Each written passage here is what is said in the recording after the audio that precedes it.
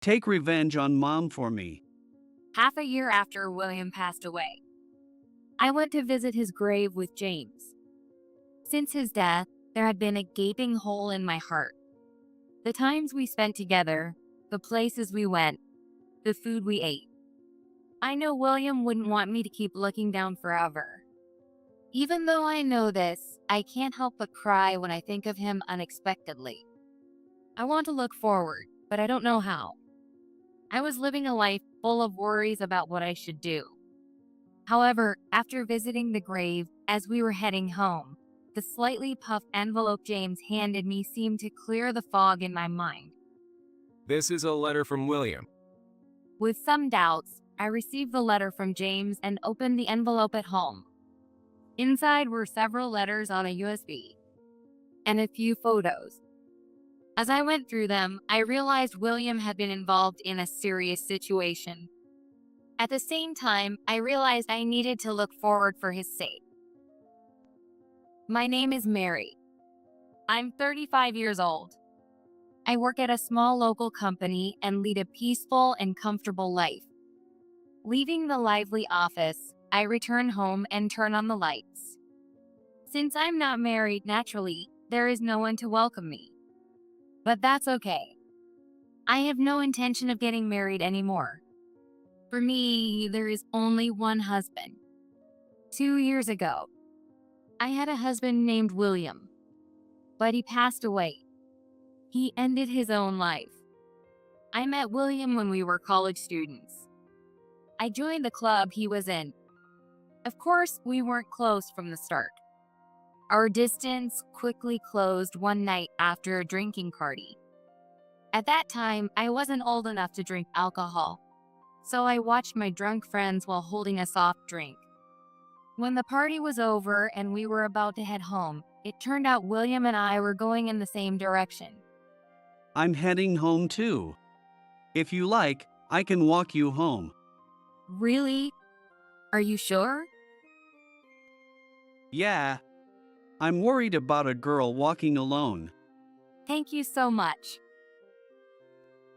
Despite hardly talking before, William was concerned about me. Feeling his kindness, I was embarrassingly flustered. The night silence enveloped us, and the sound of our footsteps was the only thing I could hear. I was excited by the atmosphere only this time of night could bring, but I also felt a bit awkward. There was no conversation at all. We hadn't really talked much before, so it was natural, but I still felt it was awkward. However, it was William who dispelled this awkwardness. Ah. Sorry about today. What? You know, the guys who drank too much were causing a ruckus. It must have been tough getting tangled up with them. Oh no. It was fine. William apologized while scratching his head. I was just thinking how fun everyone seemed. I can't wait until I'm old enough to drink too. All right. Is that so? Hearing my words, William had a smile on his face. Starting with his words, we began to talk intermittently. We started with stories about college, then moved on to personal things like hobbies and favorite foods. It wasn't exactly exhilarating, but I still enjoyed talking with William. I even found myself wishing we could talk like this again. Soon my wish would be granted. Since we had walked home together, William began to talk to me more. Gradually, we started going home together regularly and even began dining out just the two of us. Then, 6 months after that party, we started dating. Though we were in different departments, we spent a lot of time together. Every day was truly fun and filled with happiness. Even after William started working, our relationship continued. And it didn't change when I started working. We discussed work issues and vented about our bosses. Compared to our college days, the topics of our conversations had greatly changed. Initially, I struggled to fit in at work, and I often found it tough. But I was able to overcome that environment because William was there. I was truly happy to be dating such a wonderful man. and I often thought about how nice it would be to marry William someday. It seems he was thinking the same thing. About 8 years into our relationship, William proposed. I will definitely make you happy. William looked me in the eyes and conveyed his feelings. Naturally, I had no reason to refuse. I'm glad to be with you. And so we got married. Finally, I was able to become William's wife. I remember feeling so happy it was almost like a dream. Our closeness didn't change even after we got married. It was very comfortable, and I couldn't help but feel happy to be married to him. But it's true that a new life had begun. Getting used to living together wasn't easy, and we both had our struggles. At such times, it was my mother-in-law, Emily, who helped us. Emily, like William, was very kind. I heard that her husband had passed away, but he must have been as kind as William and Emily. Are you okay? Is there anything troubling you? Actually, sometimes we'd talk over the phone, and since she lived nearby, she would come over to visit. She kindly taught me how to cook and shared life hacks. Often, we would have meals together with Emily. There wasn't a fixed day or time, but she probably considered that I'd be coming home from work on weekday nights. I'll take care of everything, Mary. You can just rest. But I can't just leave everything to you, Emily. It's fine. You must be tired from work, right? Don't worry about me. Okay? Oh, thank you. At first, I felt I relied too much on Emily and often felt guilty. However, as I spent more time with her, I began to feel that she also enjoyed interacting with us. From then on, I was able to interact with Emily without feeling tense. At that moment, it felt like all the tension I had been feeling since I started interacting with Emily suddenly disappeared. My only child is William, you know.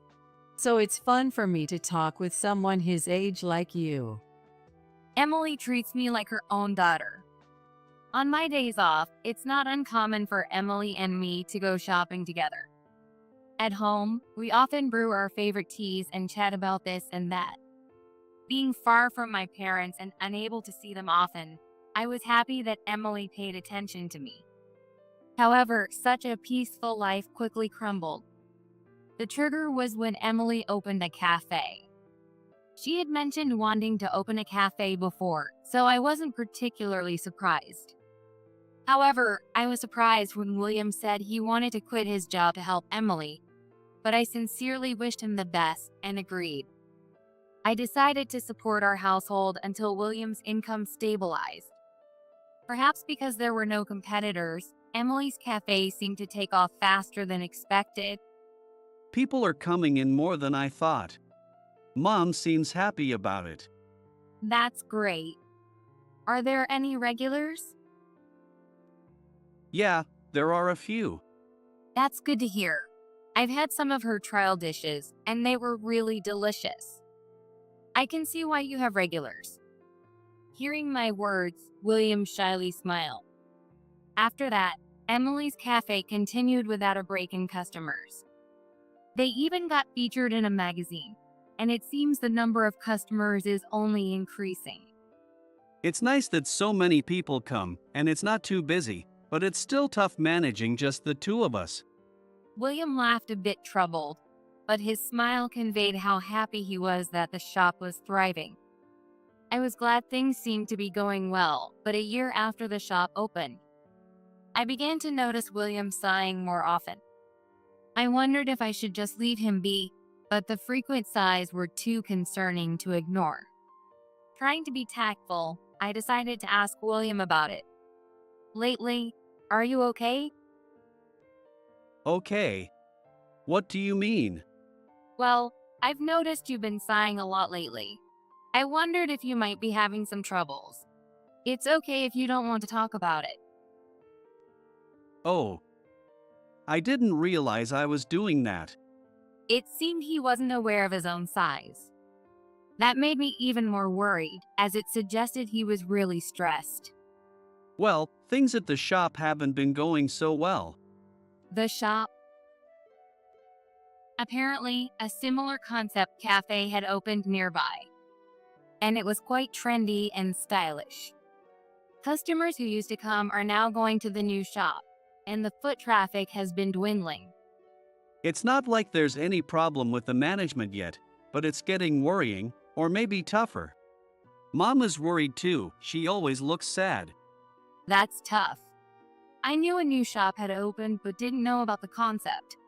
I only ever planned to go to Emily's place, I wasn't interested in the other. Yeah, William held his head and sighed deeply again. Although I wanted to help after hearing his concerns, there wasn't much I could do. The only things I could do for the shop were to visit myself and promote it to others. It's indirect, and I'm not sure if it will be effective. When I went to the shop after talking to him, Emily's expression was as cloudy as he said. There were fewer customers than before, and it was clear why. Ah, Mary. William told you everything, didn't he? Yes. I'm trying to figure out what to do. I mean, I'm promoting the place to people around me. Oh, thank you. Emily smiled weakly behind the counter and looked down at her cup. If the decline in customers continues, if the shop goes under, I couldn't help but imagine the worst and felt gloomy. While drinking coffee, I pondered if there was anything else I could do. However, my worries ended up being unnecessary. A month after hearing William's concerns, incredibly, the new store that had opened closed down. As a result, Emily's cafe regained its liveliness. That store closed, huh? I was surprised. That's right. I was surprised too. Emily responded with a pleased smile to my words. However, I felt something off about her reaction. It was as if she knew the store was going to close. If she knew it would close. But I couldn't just ask her. I thought it must be just my imagination and continued the conversation with Emily. William, who was listening to our conversation, also spoke up. it's nice to have people coming back, isn't it? Yes. It would be great if it stayed like before. No, even more people came. Emily's words made William nod in agreement. The closed store must have had its own circumstances. Thinking this, I hoped even more that Emily's cafe would thrive further. But following this incident, strange things started happening around the shop. Other stores started going out of business, except for Emily's. At least 3 had closed within a month. All the closed shops were cafes similar to Emily's. Have you noticed that a lot of shops around here have been closing recently? When I visited Emily's cafe again, I casually brought it up. That's right. I wonder why. But all their customers are coming to us, so it might be a relief. I thought Emily would find the rapid closures suspicious, but she didn't seem to. Although she expressed surprise in her words, her expression and tone made me feel like she might know something. Didn't you have any interaction with the other shops? There was some interaction, but I really didn't know. It's really surprising, isn't it? Emily seemed pleased that the other stores had closed. However, I couldn't understand her feelings. In such a situation, I think I would feel more scared than happy. It's unusual for 3 shops to close within a month. What is happening around here? I couldn't think of any reason, and pondering it didn't help uncover anything. I also noticed something else unusual around me. It was about William. Despite the cafe's increasing foot traffic, he wasn't smiling. Just like before, he was sighing and looked gloomy. It's William. Considering the shop's situation, he shouldn't look like that. Could there be some other trouble bothering him? Just like before, I tried to carefully probe the nature of William's troubles. What's been going on lately? You looked down. Oh, really? Yes. Was he so pressured that he hadn't even realized it himself? I peered into William's face and waited for his words. However, William didn't seem inclined to share anything. William averted his gaze and awkwardly touched his nose. No, it's nothing. Really? Are you sure you're okay? Yeah. I'm really fine. Please don't worry about me. I don't want you to ask about it, really, anything at all. William sighed deeply again and walked away from me. It was clear he was troubled. But since he didn't want to talk about it, I couldn't force it out of him. It would be best if he chose to talk when he was ready. If he continued to not want to talk, I would respect that. However, my thoughts were wrong. An event occurred that made me regret I should have forced the conversation at that time. 6 months after the other shops closed down one after another, William had passed away. It wasn't due to illness or an accident. He had taken his own life. Indeed, it seemed he had been troubled. But I never imagined it would come to this. It was all too sudden, and I couldn't grasp what had happened. Before I knew it, everything moved forward, and William was cremated. What should I do now? How should I, having lost the person I loved most?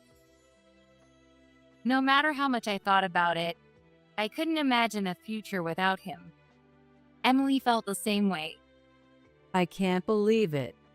What should I do? Emily muttered quietly while looking at William's portrait. She must have never thought she would outlive her son.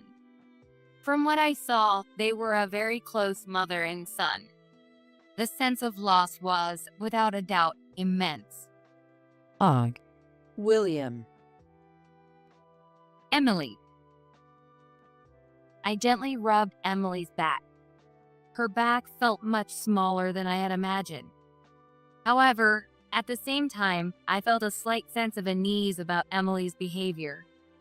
What to do? William. Emily seemed to be panicking. Emily, are you okay? While rubbing her back, I spoke to her. Well, yeah. I'm okay. Emily responded to my inquiry while still appearing flustered. If there's anything I can do, please let me know. I'll help however I can.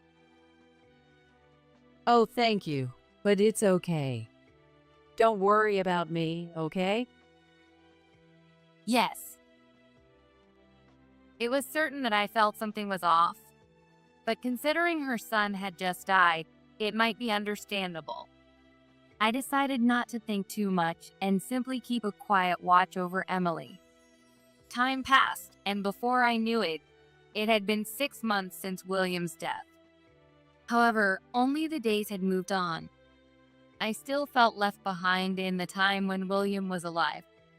Sorting through William's belongings, vacating the room we had shared, his presence still clung to my mind. We had spent many years together. I knew it wasn't something I could just forget easily, but still his presence remained too much within me. I must move forward and live my life, yet I can't seem to forget him. William would not have wanted me to remain stuck. But a certain invitation made me decide to face forward. One day, I received a call from an unexpected person. James, it's rare for you to call. What's happened? Just a little thing. The caller was James, a college classmate and a close friend of William's. I wasn't particularly close with him, but our relationship was such that we could easily talk if we wanted to. James had attended William's funeral, and our recent conversation was still fresh in my memory. Do you want to visit William's grave? There's something I want to tell you. A visit to the grave? I'm fine with it. But is your wife okay with that? Yeah, that's not a problem. He must intend to go to the grave, just the two of us, given he has something to tell me. I was curious about his wife's reaction, but it seemed it was all right. 2 weeks later, I went with James to the Williams grave. Are you okay? A lot has happened since William passed. Yeah, I'm managing to go to work. I see. We offered flowers and paid our respects at the grave. Then we left the place. It feels strange, doesn't it? To be visiting William's grave at our age. Yeah, well. James awkwardly tried to engage me in conversation. I didn't have much energy to expand the discussion, so I quietly responded. Our conversation didn't continue, and silence fell between us. However, that silence was soon broken by James. You know, what I wanted to tell you today is, In the heavy atmosphere, James handed me a slightly bulging envelope. A letter? yeah, a letter from William. This is what I wanted to tell you, or rather, something I wanted to give you. I couldn't believe that William had entrusted a letter to James. I took the letter and stared at the envelope. After William died, this letter was sent to my house. I think William had sent it out in advance. In advance. In the letter, it was written that half a year after he's gone, this should be passed to Mary. Why he left this letter for me in this manner? Why after half a year? My head was filled with questions. There should be a paper inside the envelope detailing William's thoughts. Can I look inside? I asked James, but he shook his head. Not here. Not here? After looking around, he whispered to me. Do it at home. Make sure no one finds out, especially not William's mother. Why? It's written in William's letter. I don't know what's written, but I'm counting on you. James's uneasy expression suddenly changed, and he looked at me squarely. Understood. I gave a small reply and carefully tucked the envelope into my bag. After parting with James, I hurried home. Once inside, I opened the envelope that James had given me. What had William left behind? If it's something Emily shouldn't notice, it might not be something pleasant. My hands trembled with nervousness and anxiety. Inside the envelope, there was a USB, several photographs, and many pages of letter paper. I decided to read the letter first. I dropped my gaze to the thick stack of letter paper. Take revenge on Mom for me. The sentence written prominently at the beginning made my spine chill. As I continued reading the letter, it contained shocking details about Emily. This can't be. It was too shocking, and I couldn't believe it all at once. That's right, the photos. I quickly checked the enclosed photos and the USB. Could it be really? My mind went blank, unable to think or understand what had happened, and not wanting to understand. But I couldn't keep running away. I picked up the letter again and continued reading. No matter how much I read, the content didn't change. My hands trembled more and more. Emily was with the mafia? What William had left behind was information that Emily had colluded with the mafia for the sake of her shop, and the USB and photos were the evidence. Emily began relying on the mafia when a new shop started taking her customers. The reason the shops were shutting down one after another was that the mafia was acting on Emily's requests. The first contact between Emily and the mafia was around the time she started her shop. The mafia had come to the shop demanding protection money, but Emily had apparently chased them away. However, when a new shop opened, the mafia came again, demanding protection money instead of putting the rival shop out of business. After much deliberation, Emily agreed to pay in exchange for putting the rival shop out of business. From there, Emily's relationship with the mafia deepened. All this was written in the letter that William left behind. William had witnessed the dealings between Emily and the mafia up close. In fact, he had been a party to it himself. At the end of the letter, it was written, I can't bear it anymore. I'm truly sorry. William probably made the decision to end his life because he couldn't bear the situation he was in. It certainly wasn't something he could easily discuss with anyone. Now I understand why he told me not to worry about him. William. But now that I knew everything, I thought perhaps I should have forced him to talk. I was filled with a sense of futility. Thinking of William brought tears to my eyes. Yet, I can't just stop here. As William said, I must take revenge on Emily. I must avenge his regrets. I clenched the letter from William and vowed to take revenge on Emily. Emily, I came to see you again today. Welcome, Mary. Even after William's death, I continued to frequent Emily's cafe. That didn't change even after reading his letter. But it's certain that my view of Emily had changed.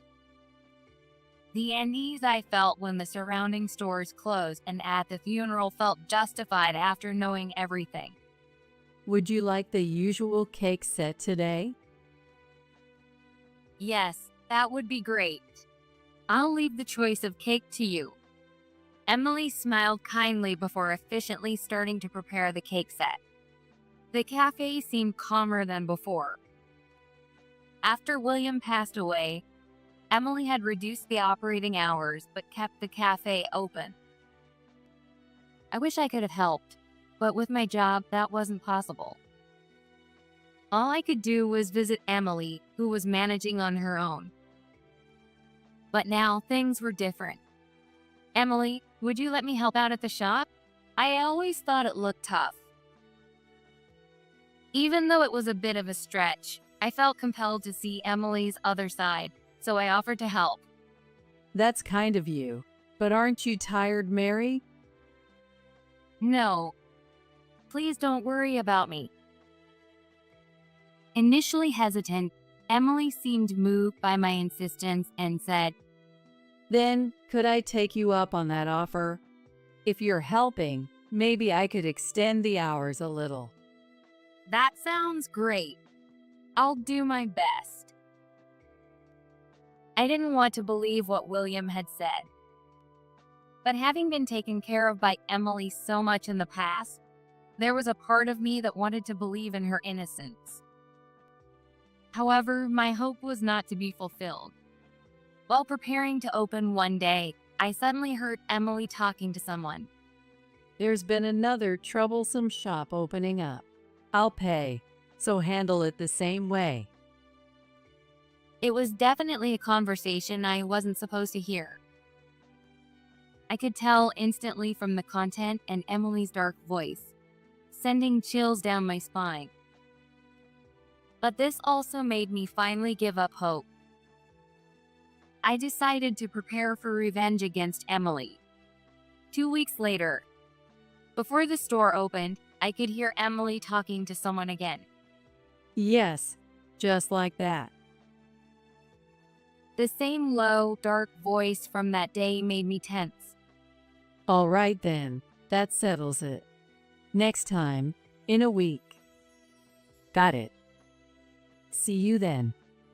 I waited for Emily to finish her call and then approached her. Emily, who were you talking to? Whoa, you startled me. Were you here? Yes, I've been here for a bit.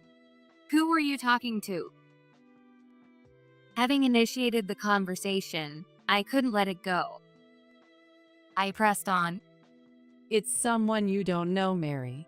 Don't worry about it. Come on, let's get ready. But I've already finished preparing. Could you please tell me who you were talking to? Emily glared at me as I continued to ask insistently. I said it doesn't concern you. You were talking to the mafia, weren't you? What? It's no use trying to hide it anymore. Saying this, I placed the photos and USB that William had given me on the counter. Emily's eyes widened in shock. Realizing she could no longer hide the truth, she sighed heavily. What? What is this? William left it behind.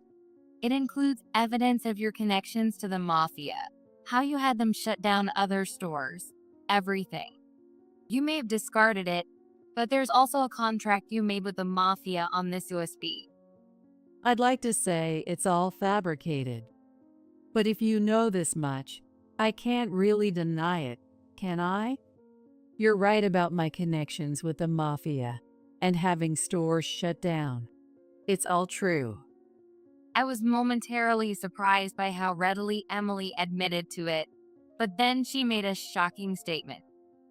But really, isn't it okay to do this much? If they didn't want their shops crushed, they shouldn't have opened near mine. That's far too tyrannical.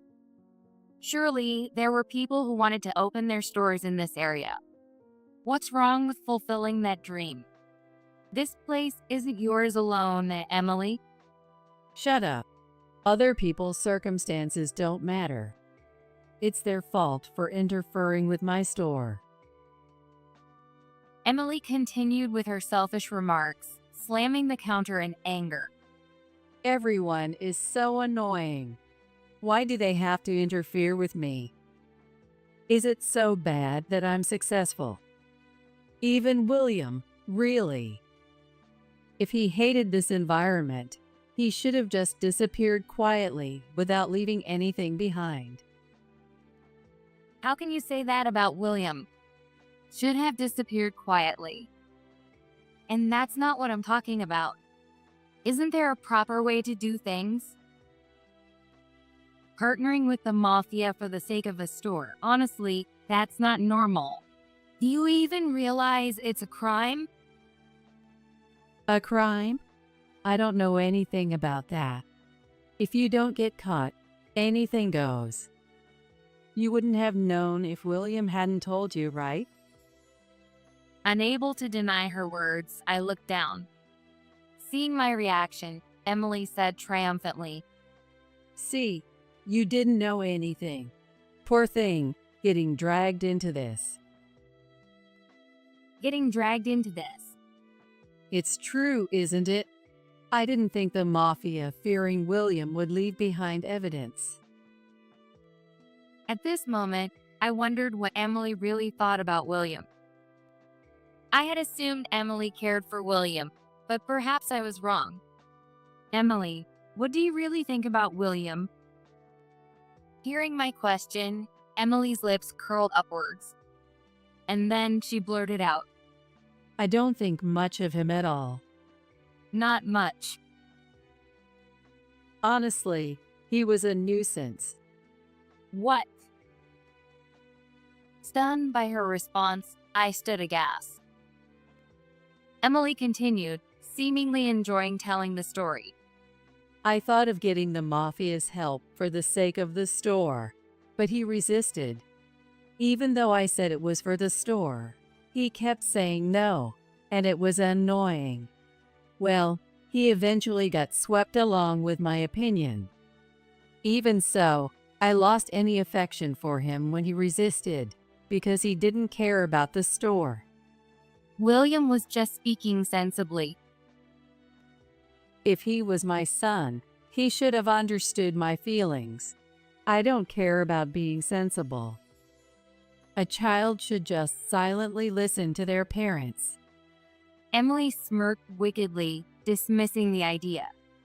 Still, she seems unaware of what she has done or why William resisted.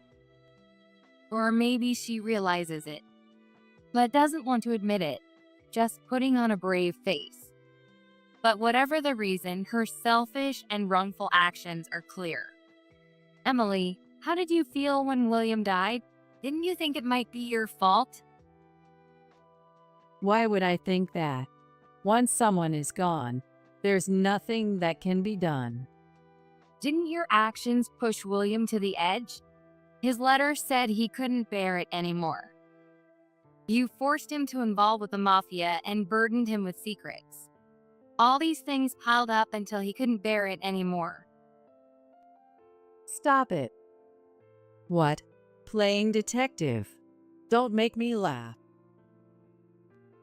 It seems I hit the mark. Emily cut me off, yelling, and then she turned her gaze towards these proofs on the counter. And really, is it okay to leave these proofs here? Just some pieces of paper. Emily grabbed the photos on the counter, tearing them to shreds.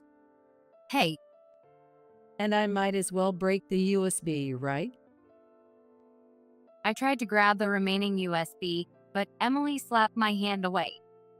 Ouch. Don't touch that. Then, Emily grabbed the USB and threw it into a tub filled with water. What are you doing?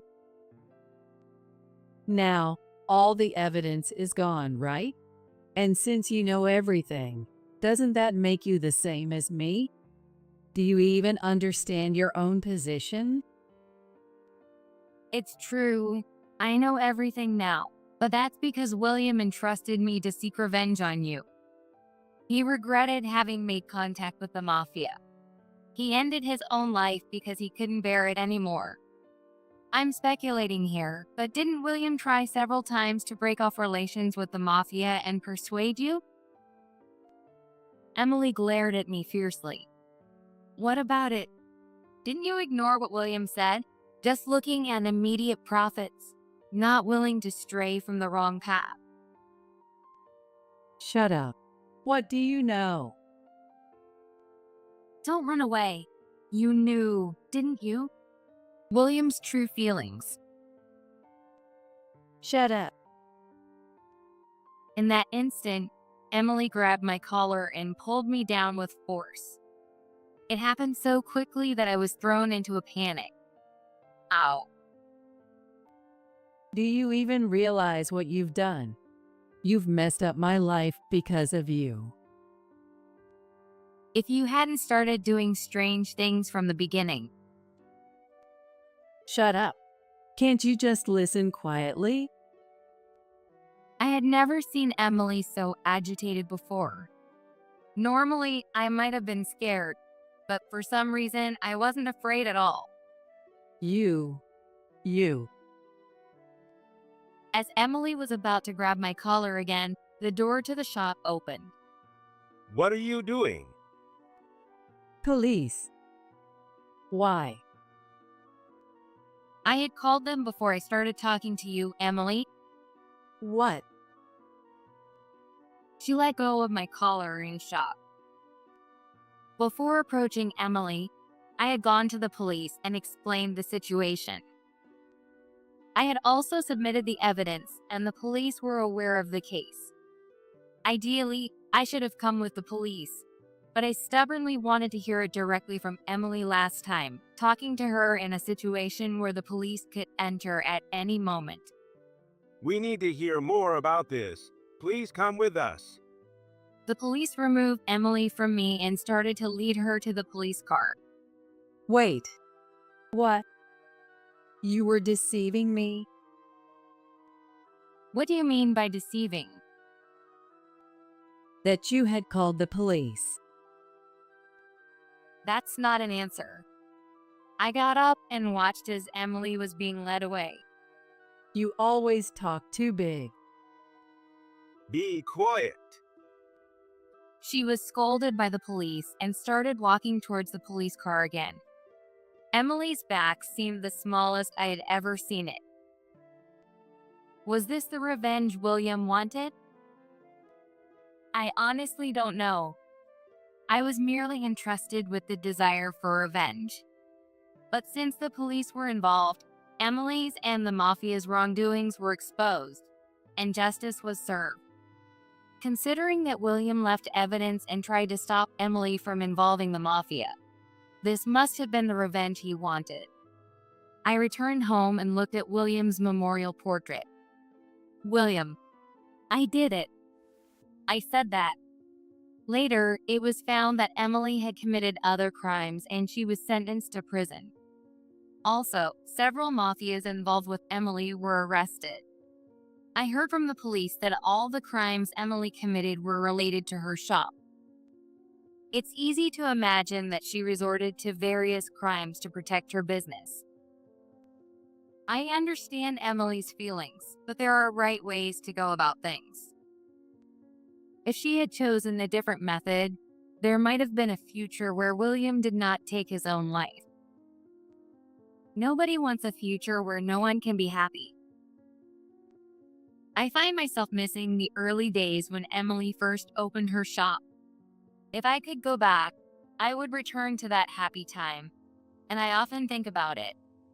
Since the incident, I have cut off all contact with Emily. The last face of Emily I saw was filled with anger as she was being taken away. Now, 2 years later, I have moved and am living a peaceful life. I sometimes remember Emily's angry face, but it's not traumatic. However, it was frightening, and I definitely don't want to experience anything like that again. After everything settled, I called James to thank him. He himself seemed to have been worried about me and had been living a restless life. If William hadn't passed the letter to James, if James hadn't upheld William's wishes, I wonder what kind of future would have awaited me. I hope I can continue to live this peaceful life. That is what I most desire now. As I think this, I hope he watches over me, and I look towards William's memorial portrait